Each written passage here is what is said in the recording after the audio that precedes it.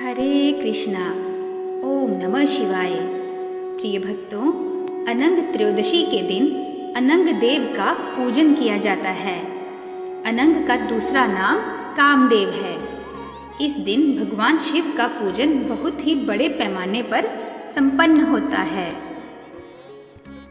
त्रयोदशी तिथि का अवसर प्रदोष समय का भी होता है।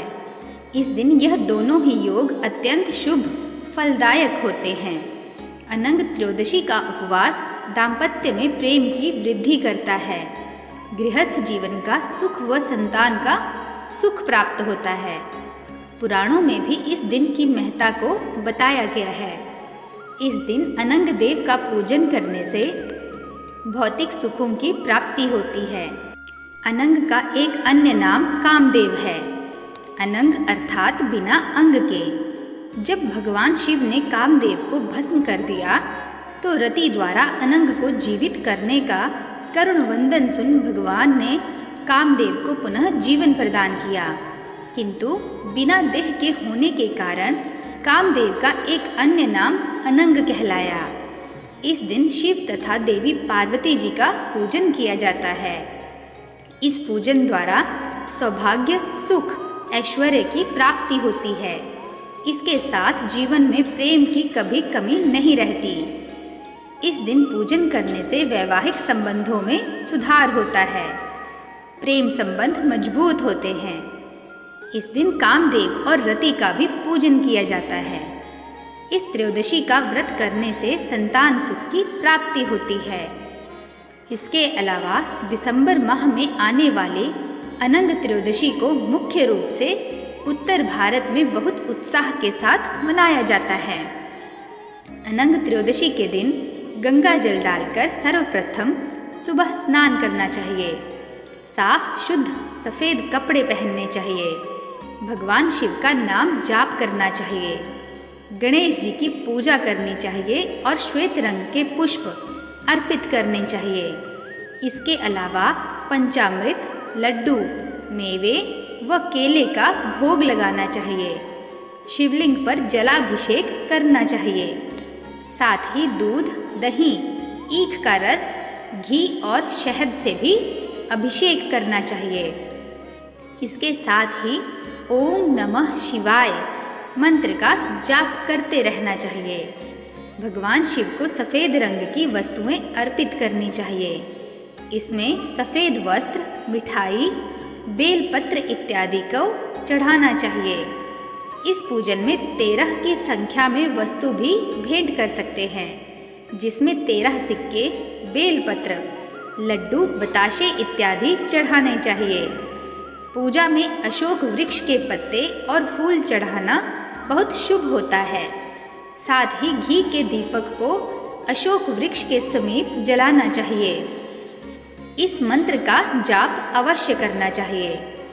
नमो रामाय कामाय कामदेवस्य मूर्तये ब्रह्मा विष्णु शिवेन्द्राणां नमः क्षेमकाराय वे।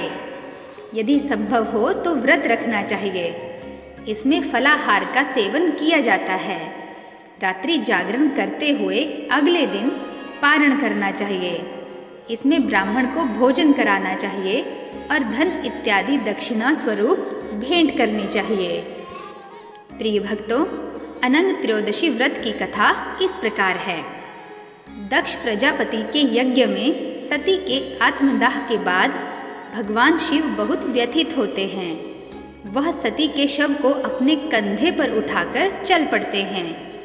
ऐसे में सृष्टि के संचन पर अवरोध दिखाई पड़ने लगता है और विनाशकारी शक्तियाँ प्रबल होने लगती हैं।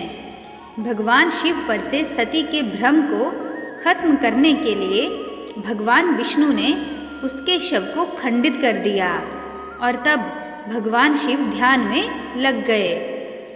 दूसरी तरफ दानव तारकासुर के अत्याचार दिन प्रतिदिन बढ़ते जा रहे थे। उसने देवलोक पर आक्रमण किया और देवराज इंद्र को पराजित कर दिया। सभी भगवान उनकी हालात से परेशान थे। इंद्र का राज्य छिन जाने पर वह देवताओं समेत मदद के लिए भगवान ब्रह्मा के पास पहुँचे।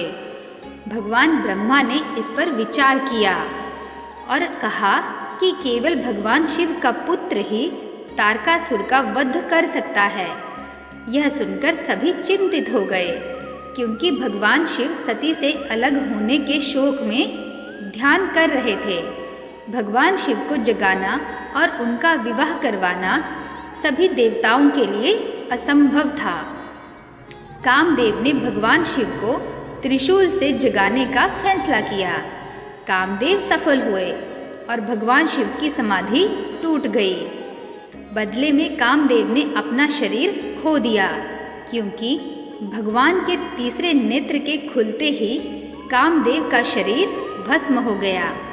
जब सभी ने भगवान शिव को तारकासुर के बारे में बताया तो उनका गुस्सा कम हो गया और उन्हें अपनी गलती का एहसास हुआ। भगवान ने रति को बताया कि कामदेव अभी भी जीवित हैं, लेकिन शरीर रूप में नहीं हैं। भगवान शिव ने उसे त्रयोदशी तक प्रतीक्षा करने को कहा। उन्होंने कहा, जब विष्णु कृष्ण के रूप में जन्म लेंगे तब कामदेव कृष्ण के पुत्र प्रद्युम्न के रूप में जन्म लेंगे। इस प्रकार कामदेव को पुनः जीवन प्राप्त होता है। कामदेव को कंदर्प के नाम से भी जाना जाता है। इस दिन उज्जैन के कंदर्प ईश्वर के दर्शन करना बहुत पुण्यदायी माना जाता है। जो भक्त वहां जाते हैं और भगवान शिव के दर्शन करते हैं, उन्हें देवलोक में स्थान मिलता है। जब भगवान शिव ने प्रद्युम्न के रूप में कामदेव को वापस पाने के बारे में रति को बताया तो उन्होंने यह भी कहा कि जो व्यक्ति अनंग त्रयोदशी का व्रत सुव्यवस्थित तरीके से करेगा उसे सुखी वैवाहिक जीवन प्राप्त होगा और उन्हें वैवाहिक जीवन में शांति, खुशी और धन का आगमन होगा। इस व्रत का पालन करने से संतान का सुख भी प्राप्त होता है। तो प्रिय भक्तों, आप सब भी प्रेम से बोलिए ओम नमः शिवाय। आशा करती हूँ कि मेरे द्वारा सुनाई गई यह कथा आपको अत्यंत पसंद आई होगी। यदि आपको यह कथा पसंद आई हो तो चैनल को लाइक, शेयर तथा सब्सक्राइब अवश्य कीजिएगा। मिलते हैं नेक्स्ट वीडियो में। तब तक के लिए जय श्री कृष्णा। नमस्कार।